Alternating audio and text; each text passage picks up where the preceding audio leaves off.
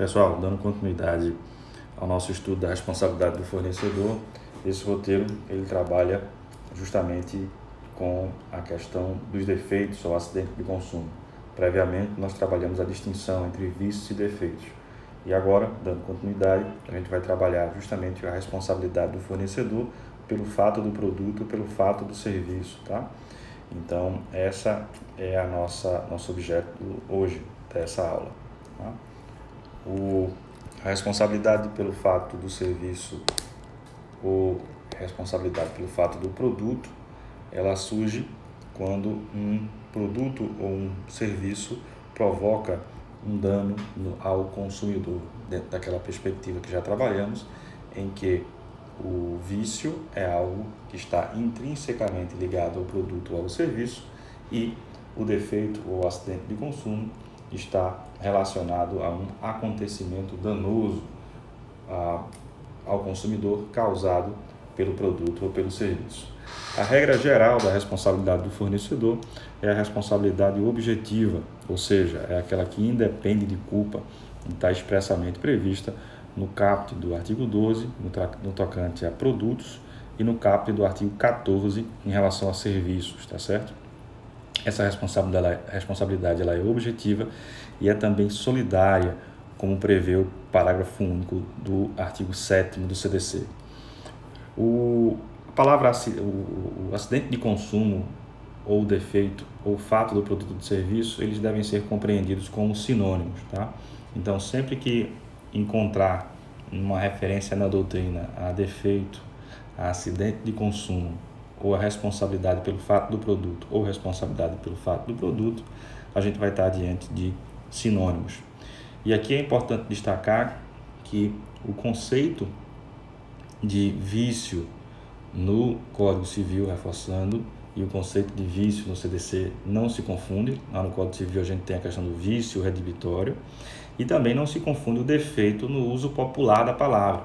Se eu digo meu relógio está com defeito, meu gravador está com defeito, meu telefone está com defeito, normalmente esse defeito aí referido é um defeito na acepção da palavra no senso comum, que na prática é um defeito. Mas, do ponto de vista jurídico, o bem está viciado. Ninguém vai dizer meu relógio está viciado, ele está atrasando, meu telefone está viciado, ele não grava meus áudios. Não, você normalmente vai usar a palavra defeito. Então, muito cuidado na acepção vulgar da palavra defeito, que não condiz com a acepção técnica dessa palavra. Ok?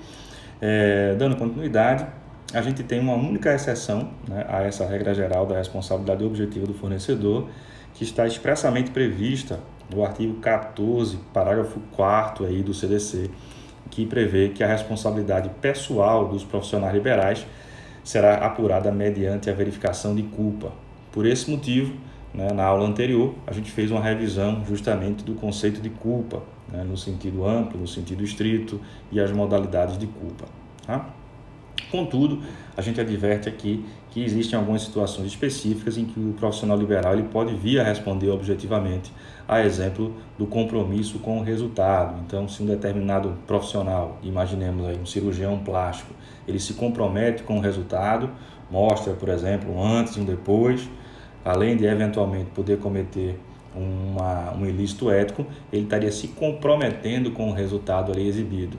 Então, tem muito cuidado, porque pode haver a responsabilização objetiva não pela natureza jurídica da atividade, e sim pelo compromisso assumido. Como se dá, por exemplo, se um advogado garantir para um cliente que ele vai ganhar uma causa. Ele não pode fazer isso do ponto de vista ético, mas se ele se comprometer com o resultado, eventualmente pode haver essa responsabilização.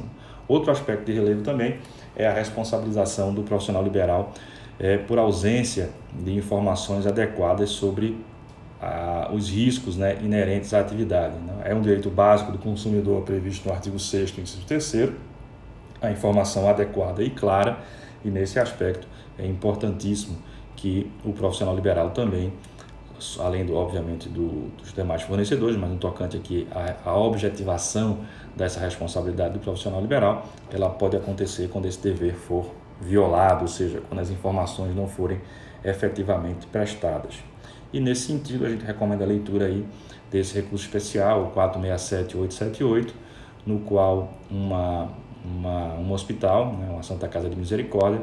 Ela foi condenada em virtude da ausência de informação, em que o médico esqueceu, né, ou não deixou, não cumpriu fielmente o dever de informar de que a cirurgia apresentava risco de perda da visão, e a paciente findou perdendo a visão em decorrência do procedimento cirúrgico. Na sequência, a gente vai trabalhar a responsabilidade do comerciante.